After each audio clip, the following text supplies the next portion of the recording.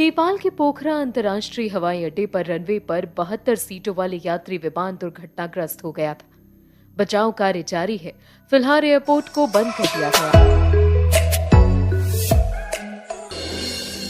प्रलय। नेपाल के पोखरा अंतर्राष्ट्रीय हवाई अड्डे पर रनवे पर 72 सीटों वाले यात्री विमान दुर्घटनाग्रस्त हो गया था। बचाव कार्य जारी है। फिलहाल एयरपोर्ट को बंद कर दिया गया है। अभी कितने लोगों की मौत हुई है इसकी जानकारी तो सामने नहीं आई। आपको बता दें, विमान हादसे के मामले में नेपाल का सबसे ज्यादा खराब रिकॉर्ड रहा है।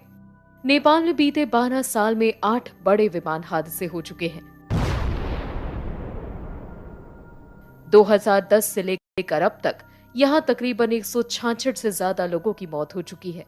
दरअसल यहां खराब मौसम और पहाड़ों के बीच बनी कठिन हवाई पट्टी इन हादसों का बड़ा कारण है। आइए जानते हैं नेपाल में हुए बड़े विमान हादसों के बारे में। सबसे पहले बात करते हैं 29 मई 2022 को तारा एयरलाइन के क्रैश हुए विमान की। इस दुर्घटना में 4 भारतीयों समेत सभी 22 लोगों की मौत हो गई थी। पोखरा में जोमसोम के लिए उड़ान भरने वाले तारा एयरलाइंस के विमान 9 NAET का संपर्क टूट गया था। इस विमान ने सुबह 9:55 पर उड़ान भरी, लेकिन 6 घंटे बाद इसका सुराग पता चला। इसके बाद बारी आती है 2018 में हुए US Bangla airlines flight 211 crash की, जो कि ढाका से काठमांडू जा रहा था। नेपाल के त्रिभुवन अंतर्राष्ट्रीय हवाई अड्डे पर उतरते समय यह दुर्घटनाग्रस्त हो गया। इस हादसे में 51 लोगों की मौत हो गई। विमान में 71 लोग सवार थे। 24 फरवरी 2017 को तारा एयर फ्लाइट 193 क्रैश हो गया था। विमान पोखरा के जोमसोम के लिए उड़ान भर चुका था। टेक ऑफ के 8 मिनट बाद विमान लापता हो गया। इसके बाद विमान का मलबा दाना गांव के पास मिला। विमान में 23 लोग सवार थे, कोई भी नहीं बचा। 2012 में सीता एयर फ्लाइट 601 क्रैश हुआ था। इस हादसे में 19 लोगों की मौत हुई थी। विमान ने काठमांडू से उड़ान भरी थी, लेकिन तकनीकी समस्या के कारण इसकी आपातकालीन लैंडिंग कराई गई। इसी दौरान हादसा हो गया और सभी की मौत हो गई। 2012 में अग्नि एयर का डॉर्नियर 228 विमान पोखरा से जोमसोम के लिए उड़ान भरता है। जोमसोम हवाई अड्डे के पास पहुंचते ही विमान दुर्घटना का शिकार हो जाता है।